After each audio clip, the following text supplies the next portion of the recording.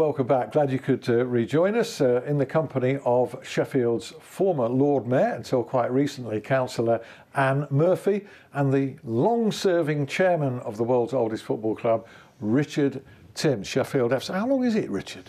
How long is it? About 2001 I became chairman. I got involved in 1999. So yeah, a long time. It is a long time. And you see yourself as a custodian, don't you, really? I've had the impression from you that while results on the football field are desired, and you've just had a change of management team, that it's not the be-all and end-all of your existence, raison d'etre or whatever, as far as that football club's concerned. No. I mean, obviously we're a football team. We want to win football matches, but you know the role of Sheffield FC, as a city stakeholder, but also as the custodians of the game, if you want to call it, is far wider than that. So at whatever level we play at, we've got to make sure the football club's alive and kicking as an asset for the city for the next 150 years. So that's the job, really. Okay, and the job for you, although it wasn't a job, but it's a ceremonial duty for a year as Lord Mayor. Do you know, around the time that we first spoke about you coming in, this dropped through my letterbox at home, this free distribution Grapevine magazine. There we are. On the front cover is Sheffield's first ever female Lord Mayor, who was Anne Longdon, 1936, and you were the 18th. That's right. So, you know, and it was interesting to read in there all the disparaging comments that men made about, you know, heaven forbid, Richard. Especially about her public speaking or after dinner speaking. Unbelievable, patronising comments. Awful, absolutely awful. But can I just say that I'm the 121st Lord Mayor of Sheffield. Yes. Only the 18th female. So we've still got quite a bit of progress to make up. My predecessor and I are the first ever two females to follow each other in terms of becoming Lord Mayors. So I was the deputy to a female Lord Mayor. There's still been over 100 more men than women. There has 103. Yes. So we've still got a lot of catching up to do. Yeah, I'm sure you'll do it. I'm sure we will. But those kind of prejudices, you know, you'd hope don't exist anymore now. Or did you find that there were still pockets of it? No, not at all. The only confusion that I found was that people would call me the Lady Mayoress rather than the Lord Mayor. Yeah. So they just make assumptions, but that's okay, because I think I would make the same assumptions. But, you know, it's a bit like calling somebody an actress rather than an actor. That's changed as well, hasn't it? It's an actor, quite rightly. Absolutely. It's the same job. You know, why should there be discrimination on it? But no, other than that, that's it, really. And my husband, because people are confused at that, so my husband is the Lord Mayor's consort, and people are saying, well, what does that make your husband then if you're the Lord Mayor? You know, so there's a bit of confusion about it, but that was all. It wasn't meant in any derogatory way. No. I didn't find anything else. What's the year been like? Oh, it's just been incredible. Really, really amazing. I mean, you are the only person that has that type of role that gets to go all over the city, meet the most amazing, incredible Sheffield people, and visit organisations and projects that, as a Sheffield lass, I didn't even know were out there. So it is just quite... It's phenomenal, really. I personally think everybody should have a turn at doing it. You do have to be an elected member, but it is hard work. Sure. No. I don't know. It is hard work because you could. We've done over 1,000 events throughout the year.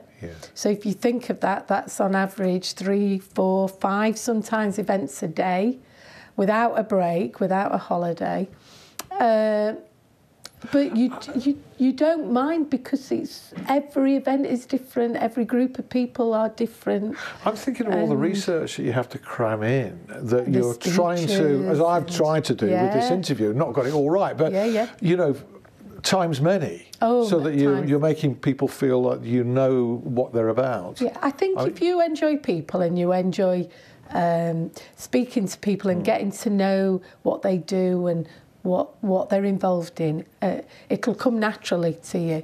And I love that kind of socialising and people. And was there a particular highlight from your several. Yeah. I mean, the one for us was that we launched the Special Olympics this year, and I was a volunteer in the Special Olympics 30 years ago when I first left school and went to work for an organisation called the Home Farm Trust, and I was a volunteer and volunteered with people in terms of their sport. And one chap made it through to Monaco with football. He played for England in Monaco and won the gold medal. Yeah. And so in Sheffield hosting it, I came across this chap again, but he was actually doing weightlifting and he won a silver medal.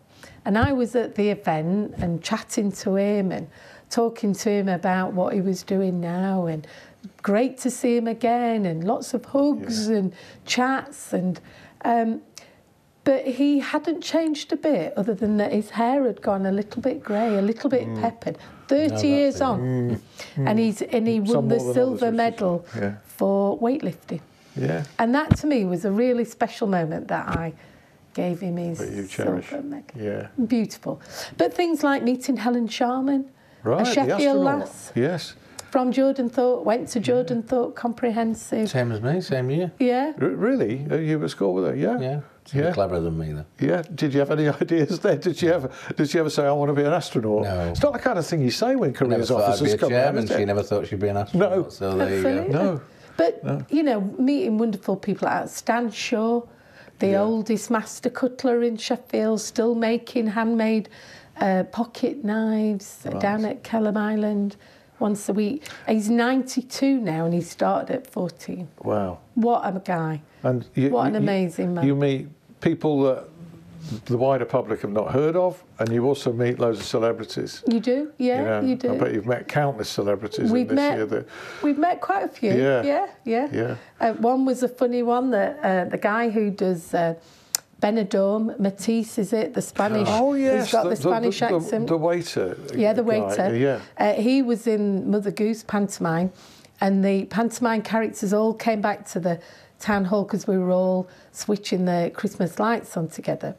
And I was filling his wine glass up. We were, you know, just having a glass of wine and a few savouries.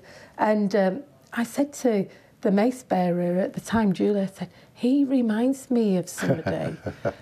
And the next morning I came in and I said, do you know, that guy really reminded me of that chap off Benidorm. Yeah. She said, that's because it was him. Yeah.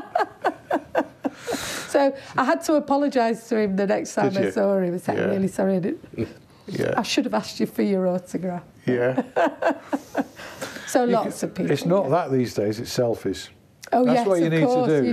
Do you do selfies? Well, we've taken photographs of every event that we've done. So, we've got pictures of him and all the rest of it. So one thing that we said we were going to talk about, and we will, and we'll come on to the Walking Football app in a minute, because that sounds a fantastic idea and innovation.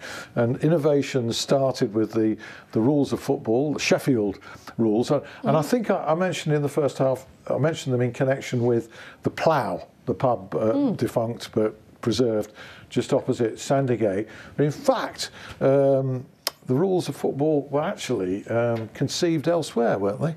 Yeah, in the centre near the Crucible Theatre. Yeah, that's the exact place. Was the Adelphi? Adelphi Hotel. Yeah. And it's a pity that these landmarks aren't commemorated more. I know Olive Grove, where Sheffield Wednesday played in the 1880s, 90s, was it? I've never been there, and I really want to see the plaque, just where it all happened. But there's nothing there, is there, other than the plaque? The dirty plaque, I mean, you can't tell it's blue, it's black. I mean, Sheffield Wednesday need to go and give that a bit of TLC, I think. So where the bus stop is, where the dome is for the Salt, the plaque's just there as you get on the bus there. Yeah. Sheffield FC were conceived just over the road, just next to the B&Q, and obviously the Olive Grove Sports Grounds there. And then they used to go down the road to the pub that's on the main road, the Earl of Arundel. Yeah. That used to be changing for Sheffield FC. Yeah, which is now used for something else. It's a commercial cycle shop. Yeah, it's a cycle shop and commercial premise there. But structurally, it's just the same. And every time I drive by there, I try to imagine footballers walking down the hill and going in there for a pint. Over the railway line. I don't. Yeah. Yeah, it's just, you know, the history's there, and this is the purpose of what is a walking football app. So it's like, put your headphones on and do a tour. Is that You can that log it, really? onto it on your mobile phone. Yeah. And they will take you round the significant sites in Sheffield. It's 4.7 miles altogether. Right, so it's a manageable walk. Yeah, and you can stop at each venue and have a bit of a look round and take some photographs and see the first ever football club, Sheffield FC, and the two oldest clubs, United and Wednesday, the first ever football ground, Sheffield Hallam FC, the pub opposite. Yeah. So it takes you on a tour, takes you back to the Crucible where the rules were written, near where the Adelphi was. There is a plaque there, and then up to the Cutlers. And I'm not sure the Cutlers connection, is it with William Clegg? No, the Cutlers Hotel, opposite the Curzon. Yeah. So we've got a bar called 1857 there, and one of our founders, William Prest, his bust is in there, so in the lobby. So when tourists come in, that is actually a focal point. But the reason that's there is because William Prest had he was a wine merchant. Wine and football, or beer and football, that doesn't go together, does it? On High Street. No. So just on High Street, so it's as near as Dammit, where Prest had his offices and his wine merchant. And what's the response been to the app? Well, it was great on the day. We launched it all together on the... it became live on the 8th of April, but we actually held a launch on the 22nd of April where some of the guys met at Highfield Library, where it was launched by Colonel Norton, who is the great nephew of... Nathaniel Creswick. So, oh, right. Yeah, Geoffrey Norton's, he works with Sheffield FC on some projects. He's got Creswick's diary, that was written just on East Bank Road, and the line, most of it's about his love life, by the way, but there's a line in it that says, and I took a walk, and I formed a football club where all of Sheffield's young come to kick in 1857, so there's a bit of genesis for you. Yeah, and kick in every sense, I think, of the word. Kick the ball and kick other people. Hard game. Rough and tough game in those days. Have you any other sporting interests? What did you play? Anything? Sorry. Any other sporting interests particularly? Well, I've been to most tournaments this year, and the two that have been particularly memorable were recent. So that was the basketball European finals that Sheffield won. Yes. The wheelchair basketball, which was incredible. And what a game those guys play. That's a real tough game to play. Yeah. So that was really good to watch. And then, of course, the Sharks. Yeah. So, had a great season. So brilliant, absolutely brilliant. So, again, Sheffield is so rich for all other sort of sports. And when you look at the Steelers and the Sharks, and we've got rugby league here, and finally it's back. Yeah, you know, it's we got went a home. to the It's got a home. Eagles' first game. Yeah. That was fantastic. It had a really good feel to it coming back to the Olympic Legacy Park. Fantastic. It is. And they've been nomads for so long. It's amazing how they've carried on, really. Yeah, absolutely. And then, of course, the snooker. Wow. So we went to the snooker final as well. Yes. So Sheffield really is the home of a lot of other sports, and we're very fortunate that we've got some amazing venues like the EIS and the Olympic Legacy Park, and Ice Sheffield and various Ponds Forge, various venues in Sheffield that get used all the time.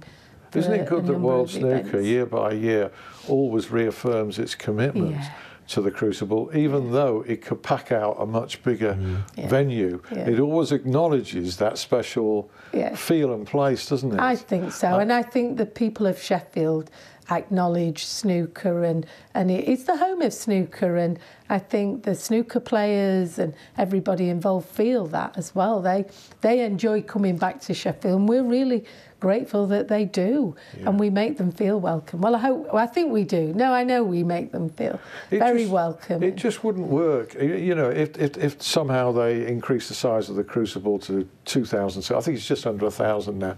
It wouldn't work, would it? I don't think it would lack that intimacy. Feeling. Yeah, I remember it from the very start, '77, Wow. when I was at Radio Hallam and this sport came to town, you know, and we had to go out and buy a snooker rule book, you know, Stuart Linnell and I, who I work with, to try and understand the game, because neither of us had played it, followed it. But that's where it started. I got a great affection for it. When you said about that venue, I think the reason why it has continued, because it works on television. Yeah. You can see it's intimate. You're stood, or the crowd's right next to it. It's not a big auditorium. True. And I think, you know, on television, you almost feel as though you're there. Yeah. It's that intimate. Well, what a fantastic final it was. Higgins and Williams winning it. It was, you know, too close to call, wasn't it? It was brilliant. We actually set off from home thinking probably not going to be there very long, because Williams was 15 and I think Higgins was 11 or something. But he reeled off loads of frames in a row. But he came back. John came back and he cleaned up every time he was allowed to. A fantastic match. Absolutely brilliant. Yeah, it's great to see TV there year in, year out. Something else I'm sure that you're interested in is, well, ladies football is thriving in this area. Sheffield United has now got a ladies team. I don't know whether you see that as competition for you or how you see it. And you've got your own Sheffield FC ladies. We have. And they are doing well, finishing pretty much halfway up Women's Super League 2. Yeah, I mean, we're in the top flight. For those people that don't know, obviously Sheffield FC are the elite team of women's football in this city. We're in the Super League. Did you hear that? Yeah. Well, it's something to shout about. It is, absolutely. We're a grassroots team that are playing at an elite level, which is unusual. Maintaining that level will be a challenge because the game's growing now and the big boys are coming in. So Manchester United's just applied to get into our division. So it would be great, that opening fixture, Sheffield FC versus Manchester United. But of course, so Sheffield United, who are 2 divisions below us currently, but have applied because there is an open application because they want to increase the Super League. So I think there's about 20 teams applied, one of them being Sheffield United, one of them being Manchester United, but a number of other clubs, Southampton, West Ham. But Sheffield FC's ladies' story is, as you know, fantastic. You know, basically from Graves Park 14 years ago to beating Tottenham Hotspur 4-2 the other week, and we thumped Watford 5-0 away. I know you went to that. We did, You went to that just recently, 5-0 against Watford. Yeah. I say last night because we're recording this. There we are. The secret's out. This is recorded, but nothing much has changed. Can I just add to that, Alan?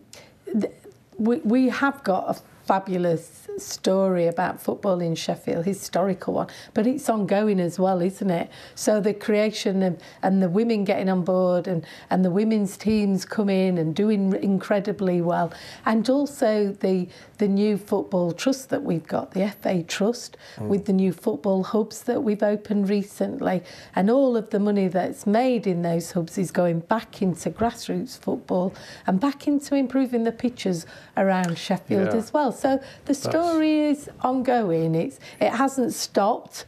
It's, you know, progressing nicely. And I'm one of the trustees of the Football Trust in Sheffield, and my role is to try and encourage young girls to get involved in football, because one of the things that's special about football is it brings communities together, and there's a really good saying in football that football unites and racism divides, and football is a way of actually bringing people together and uniting people. It's fantastic. Sheffield FC ladies, just before we leave the subject, Sheffield United 2 divisions below, but very ambitious, as they would be. And got the resource to be ambitious. The resource and the facilities too, because you can imagine that they don't play at Bramall Lane at the moment, but you could imagine them doing that in the future. So were you to progress at the rate that you're going now, how do you foresee having the facilities that would satisfy the requirements? Yeah, I mean, women's football is not obviously supporter-wise as popular as men's football. So we played Watford, they don't play at Watford's ground. In fact, we're quite unusual because we're one of the only teams at the top flight that actually do have our own facilities. So Chelsea don't play at Stamford Bridge, Manchester City don't play at the Etihad. So facilities is one, there's some small improvements, but crowds of 500 to 1,000, which the ladies do get, are quite manageable. The challenge will be as the game progresses to be full-time professional. And next year's Super League licence, because it's a licence criteria, is far more taxing than this year's. And it's about, I keep going back to it, it's about money. It's about cash. Can you be full-time professional, and how would you go about that? Well, never say never. But you need a big backer, wouldn't you? So just to give you an idea of the cash requirements to operate at this level in women's football, because probably people just don't know. To run a Super League 2 side next year will be between 400,000 and 500,000. So a Super League 1 team of Chelsea will be £1 million, £1.5 million. Now that's not a lot of money to Manchester City. No. But if you imagine to Sheffield FC, it's an enormous amount of money. Absolutely. So what does it cost at the moment? It's getting up to that. It's getting up to £500,000. Yeah, it's part of the licence criteria. So just for instance, you have to have a full-time doctor at a match. So it's £250. Yeah. Again, not much for a professional football club, but for us, just a doctor on standby. So the criteria of the game is changing. The contact time with the players, training 3 times a week plus a game, and you've got to remember that the resource pool of players, because the women's game is obviously a minority sport growing, but they're not local. No. So most of our players are some, but they're travelling from Birmingham, Manchester, Liverpool, Newcastle, because there isn't enough of a gene pool of players. But so as the game progresses, look, we go back to us being a pioneer. Yeah, we were one of the early teams showing success, the first grassroots team to achieve, to win the playoff final, to win the Premier League 3 times. But as the game shifts and the money comes in, or the money required to run it comes in, because BT Sport are the TV provider for Women's Super League, we don't get anything from it. So obviously Manchester United revenue from Sky Sports and the Premier League that will go to fund Manchester United's ladies, but we don't get that. No. So you just have to work it out. It's an uneven playing field, as it is in the it's challenging. It's challenging. Tell you what you do, you get bigger crowds for the women's games than you do for the men's, don't you? Sometimes, by and large, Yeah, you do. I've been to a couple where the attendances have been 200 or 300, and I saw the Donny Bell's game. 400 was it? Yeah, we've had crowds upwards of 600-700 for women's football. The men's average probably about 3, unless we have a great cup run. Yeah, no pressure there on the new management team. FA Cup first round next year. Well, I wish you well for next season. I'll no doubt see you at the Coach and Horses a few times during the course of the year. Always a great pleasure to watch non-league football, because takes the pressure. There's a feeling of pressure around any professional match. There's a feeling of enjoyment around that level. The players are there by and large because they enjoy it, and they're mostly attacking games. Defensive tactics, you can forget it. There's good entertainment. Always advocate it. Meantime, just remains for me to thank both of our guests here. Anne Murphy, I hope you're enjoying the slower pace. Yes. Well, it's only been a day, so as we record this, we're away. Anne was Lord Mayor a couple of days ago. Yeah. She isn't Lord Mayor now. You've got a year off for good behaviour. We have, absolutely. And Richard Sims, thanks very much indeed. Thank you for watching. As ever, this show will be repeated at 11 p.m. tonight as you watch this, and of course it will also be available on my YouTube channel. And any shows that you've missed, there's a whole catalogue, a real library of impressive guests, not least these two this evening, to look back on. Meantime, be back with another live show next week. Hope you can join me for that. See you then. Bye-bye.